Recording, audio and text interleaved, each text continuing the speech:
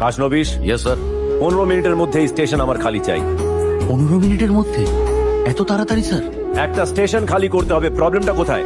না না, মানে এত প্যাসেঞ্জার। অল্টারনেটিভ ব্যবস্থা করো, যাদের তাড়া আছে তাদের ফ্লাইটে পাঠাও, যেখানে ফ্লাইট নেই সেখানে গাড়ি দাও। খাসনবিশ, এই মিটিংটা আমার কাছে ভীষণ important. This meeting is very important to me Khasnabish. যে কোনো কস্টে এই স্টেশন আমার খালি চাই। Do you get it? Yes sir, I do.